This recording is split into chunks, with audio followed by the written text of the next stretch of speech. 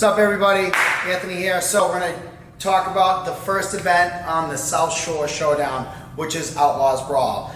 This workout is going to be an 18-minute time cap where each athlete will accumulate 12 reps on the bench, 24 toes to bar, and 36 cals on the row.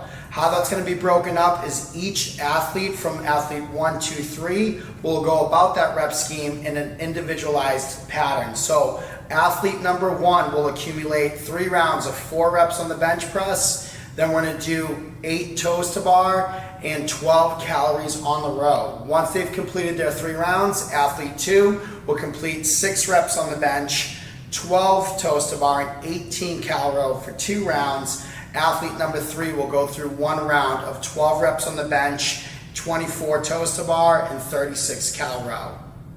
All right, so the first movement in the Outlaws Brawl is going to be the bench press. Now, for this movement, the athlete cannot have any assistance from their teammates in any attempted rep. The only time that they can help them is if, say, they were failing that rep. But this athlete will have to unrack and rack from the start to finish of each set. So how this is going to work and standards that we're looking for, Pat's going to go ahead and take his grip onto the bar. He's going to unrack that barbell. Every rep is going to start with elbows locked out, and what we're looking for is shoulders onto the bench, butt firmly on the bench, and some form of foot contact into the floor. From there, Pat's going to lower the bar down to his chest, press to a full lockout, and that is a completed rep. If he presses and he heaves his butt off the bench, that will be a no rep. If he also racks the bar to without completing that lockout, that will also be a no rep. So those are going to be the standards that we're looking for in the bench press on the Outlaws Brawl.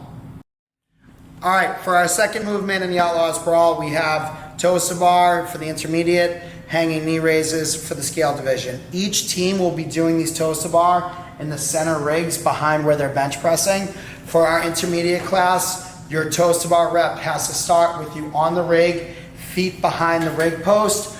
Both feet on each rep at some point need to make contact with that bar. It doesn't have to be at the same time, but both feet do need to make contact on that bar for it to be a completed rep. And then your judge will be looking for your feet to break the plane on the rig post each rep at the bottom before repeating to the top to complete that rep. We're going to have Mike do about 2 to 3 reps of what we'll be looking for as far as standards go. Feet behind the rig, both feet touch. Nice and smooth.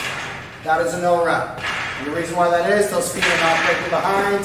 That was also a no rep because you cannot have 1 foot touch. I'm actually pretty impressed with that right there. So for our scale division, the same principles apply of starting hanging with feet breaking the plane behind. And what we're looking for is both knees to cross their hip level and getting up past that plane. So that's what we're looking for there. Feet getting behind the rig. If your feet stay in front, that would be a no rep. So very important for those of you in that scale division.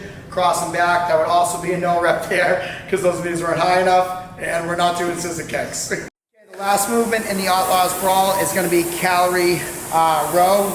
Every time that you get on that row, it's going to just start at 0, and once that athlete hits that desired calorie number based on whatever order they're in, any athlete like Mike here can go ahead and just clear it back to 0.